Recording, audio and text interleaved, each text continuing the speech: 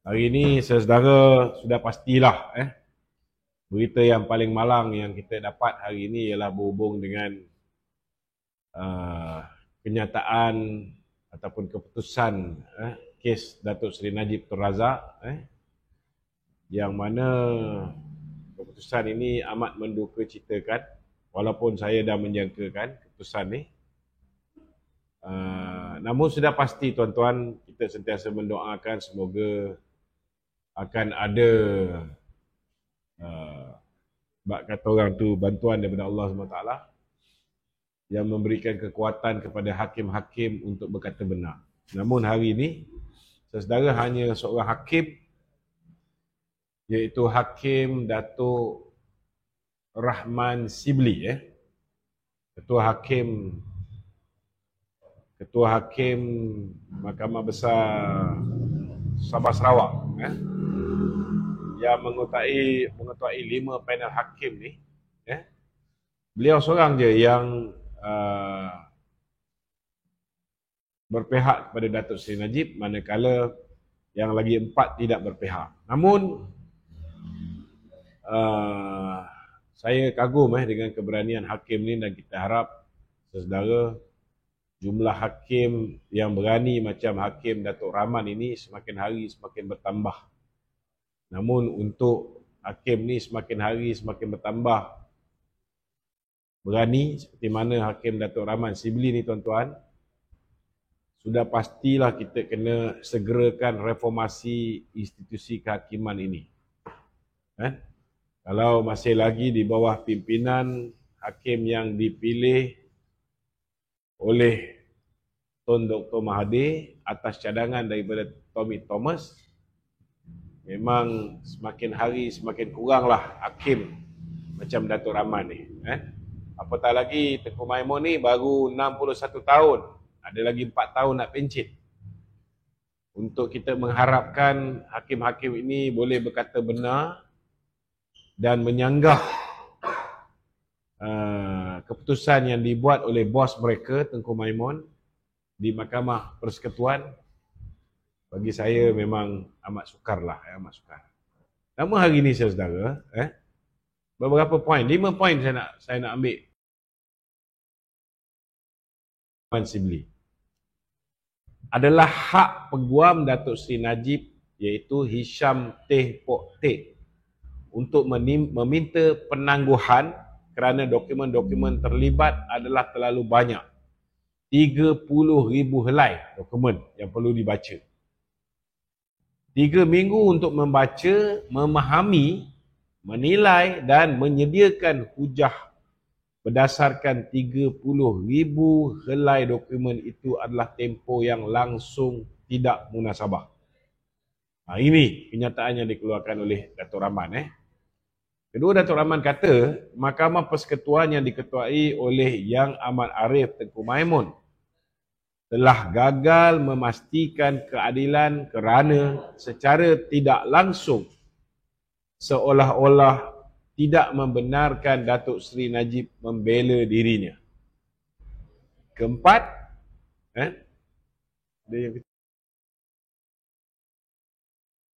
pembelaan Datuk Seri Najib langsung tidak didengari di mahkamah.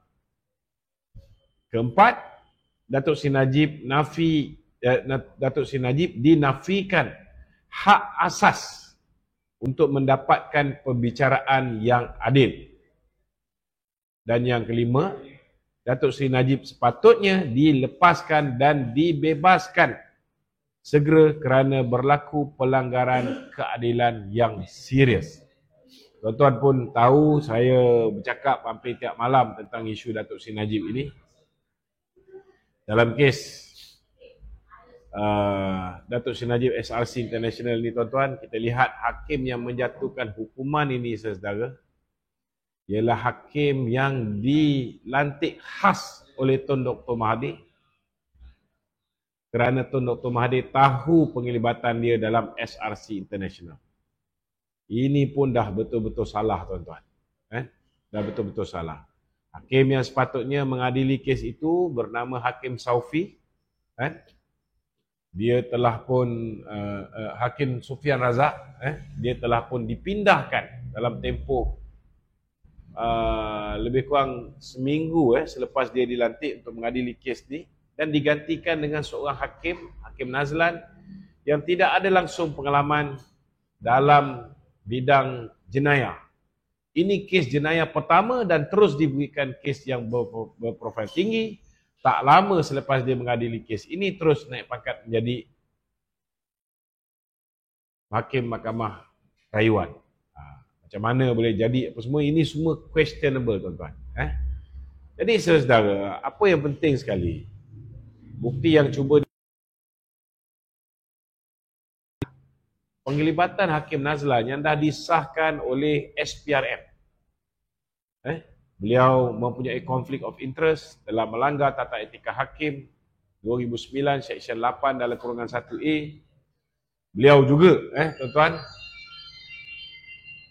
dalam judgement dia mengatakan bahawa Datuk Seri Najib bersalah kerana terlibat dalam mencadangkan penubuhan SRC. Dia kata niat Datuk Seri Najib mencadangkan penubuhan SRC itu sendiri pun dah salah, dah ada niat nak menyelewengkan duit SRC. Padahal hakikat dan realitinya akhirnya, tuan-tuan, terbongkar hari ini bahawa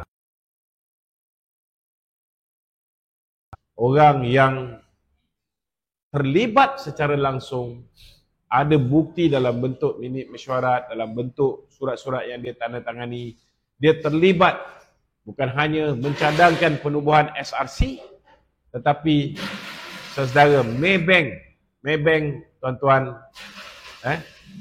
dibayar RM800,000, RM800,000